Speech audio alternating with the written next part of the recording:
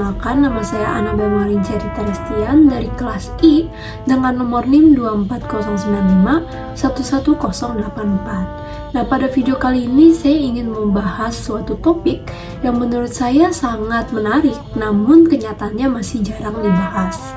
Nah, untuk video kali ini saya ingin membahas mengenai identitas nasional. Jadi, identitas nasional itu apa sih sebenarnya? Identitas nasional adalah sebuah jati diri yang dimiliki oleh suatu bangsa yang membedakan bangsa itu dari bangsa-bangsa lainnya. Contohnya seperti budaya atau tradisi yang dimiliki oleh bangsa tersebut, mungkin keberagamannya, mungkin letak geografisnya, atau bahkan ideologi atau tata cara politik yang dimiliki oleh bangsa tersebut. Contohnya seperti bangsa kita, yaitu bangsa Indonesia, kita memiliki ragam banyak sekali budaya yang berbeda-beda yang tentunya menjadi identitas negara kita. Karena belum tentu semua negara-negara lain memiliki budaya-budaya yang seberagam kita. Selain itu, kita juga merupakan sebuah negara kepulauan yang memiliki ribuan pulau membentang, dan itu menjadi suatu pembeda negara kita dari negara-negara lainnya. Namun sayangnya, adanya identitas nasional ini, meskipun itu menjadi suatu kebanggaan ya bagi kita, namun juga bisa menyebabkan munculnya konflik, seperti semakin terhapusnya identitas nasional suatu bangsa, atau bahkan sebuah rebutan atau pengklaiman identitas suatu bangsa. Contoh yang paling mudah dikenal adalah sekarang westernisasi atau budaya barat sudah semakin berbaur ke dalam masyarakat Indonesia, to the point dimana banyak sekali generasi muda yang lebih prefer atau memilih budaya barat dibandingkan budaya kita sendiri. Nah, topik utama video kali ini adalah kasus yang saya angkat yang menurut saya sangat menarik untuk dibahas, yaitu kasus Pulau Ambalat yang tentunya ada berhubungan dengan krisis identitas nasional.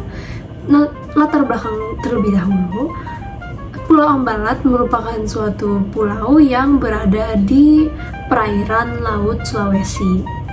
Dan Pulau Ambalat ini merupakan wilayah yang sangat kaya, tentunya bukan hanya karena ia dikelilingi oleh laut yang penuh dengan keindahan dan keragaman yang tentunya dapat dieksploitasi, namun pulau ini juga memiliki pertambangan minyak. Blok Ambalat ini terdiri dari dua, yaitu Blok Ambalat Timur atau Eastern Ambalat Block dan Blok Ambalat Barat atau Western Ambalat Block, yang masing-masing diberi konsesi untuk eksplorasi oleh pemerintahan Indonesia. Nah, permulaan dari kasus ini yaitu pada tahun 2002 ketika Indonesia memberikan konsesi eksplorasi minyak kepada perusahaan Eni dan Unocal pada Blok Ambalat Barat. Namun pada tahun 2005 Malaysia juga memberikan konsesi untuk wilayah yang sama kepada perusahaan minyak Shell, yang kemudian memicu ketegangan diplomatik dan militer di antara kedua negara. Dan pada tahun 2005, menambah ketegangan tersebut, beberapa insiden militer terjadi di perairan laut sekitar Ambalat, di mana kapal-kapal patroli dari kedua negara, Indonesia dan Malaysia, saling berhadapan. Indonesia menganggap bahwa Malaysia telah melanggar wilayahnya, sementara Malaysia mengklaim bahwa wilayah itu sebenarnya adalah bagian dari zona ekonomi eksekutif atau ZEE mereka. Nah, menurut klaim hukum internasional, kedua negara mendasarkan klaim mereka pada prinsip-prinsip yang berbeda dalam Konvensi Hukum Laut PBB atau UNCLOS. Indonesia mengklaim bahwa Ambalat berada di bawah yudikasi mereka berdasarkan garis batas laut yang telah disepakati dengan negara-negara tetangga. Sementara itu, Malaysia menggunakan metode yang berbeda dalam menetapkan batas laut, yang mengakibatkan tumpang tindih klaim di wilayah tersebut. Nah, sebelumnya Indonesia dan Malaysia juga terlibat terhadap sengketa lain, yaitu atas Pulau Ligitan dan Sipadan yang berada dekat dengan Blok Ambalat. Pada tahun 2002, Mahkamah Internasional memberikan keputusan yang menyatakan bahwa kedua pulau tersebut milik Malaysia. Nah, keputusan ini merupakan suatu faktor yang semakin merumitkan klaim atas Ambalat tersebut. Nah, tapi sudah ada juga upaya-upaya penyelesaian konflik ini. Yang pertama adalah pendekatan secara diplomatik oleh kedua negara. Meskipun ketegangan semakin meningkat karena faktor-faktor tadi, kedua negara sudah berusaha untuk menyelesaikan isu ini secara diplomatis melalui dialog bilateral dan perundingan diplomatik. Namun hingga saat ini belum ada kesepakatan final mengenai batas laut mana yang mengatasi sengketa di Ambalat. Nah, apa sih yang bisa kita ambil dari kasus yang sudah saya jelaskan tadi? Menurut saya, mungkin contoh yang lebih umum yang mungkin lebih sering didengar adalah kasus pengklaiman batik kemarin yang juga menyangkut Indonesia dan Malaysia, sama seperti Pulau Ambalat. Nah, sebenarnya Indonesia, mau masyarakatnya maupun pemerintahnya, alasan identitas nasional kami ini terkena isu adalah karena kita memberikan oportunitas. Salah satu cara kita memberikan oportunitas ini, contohnya pada kasus batik,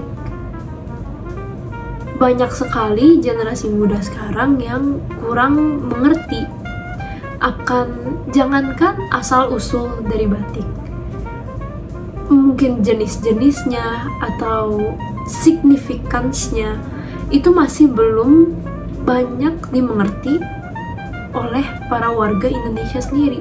Padahal itu merupakan suatu budaya yang membanggakan Indonesia.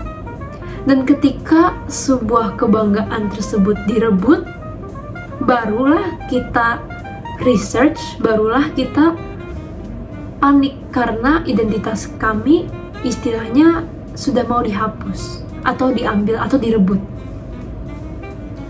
Sama seperti Pulau Ambalat, ini memberikan sebuah highlight kepada pemerintah, yaitu untuk lebih mementingkan Indonesia secara rata. Bahkan pulau-pulau kecil pun ternyata dapat menjadi sebuah rebutan, dapat menjadi sebuah konflik. Maka pemerintah harus bukan hanya fokus kepada pulau-pulau yang besar, yang mungkin lebih mayoritas, namun setiap titik di Indonesia.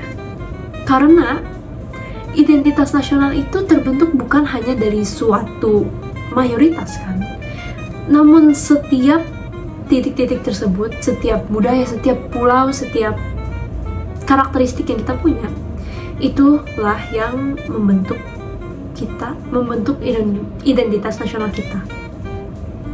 Nah, apa yang bisa kita lakukan?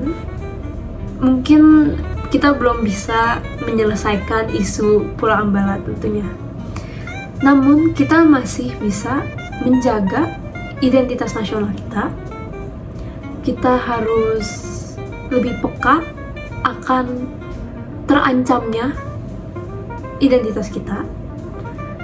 Mungkin kalau seperti Pulau Ambalat atau batik yang diklaim itu lebih mudah diidentifikasi. Namun seperti westernisasi di mana kita pelan-pelan berubah, ini lebih tidak dikenal. Karena kita merasa, oh emang karena hanya mengikuti zaman, itulah mengapa kita mengikuti budaya western. Padahal itu juga merupakan suatu bentuk penghapusan identitas. Maka apa yang bisa kita lakukan? Kita bisa pertama mengenal terlebih dahulu identitas kita, pulau-pulau kita, budaya-budaya kita, dan semua yang membuat Indonesia itu Indonesia. Kita pelajari, kita pahami, lalu kita lestarikan. Meskipun kita sudah berada di suatu zaman yang terus berkembang, bukan berarti kita harus menghapus budaya kita untuk memuatkan budaya-budaya baru untuk masuk ke dalam Indonesia. Kita harus bisa selektif dan juga memiliki semangat nasionalis untuk terus menjaga identitas ini. Mungkin itu saja dari saya. Terima kasih karena telah menonton, dan semoga dari video ini dapat terambil suatu pelajaran atau suatu insight, bukan hanya untuk diri saya namun juga untuk kita semua. Terima kasih.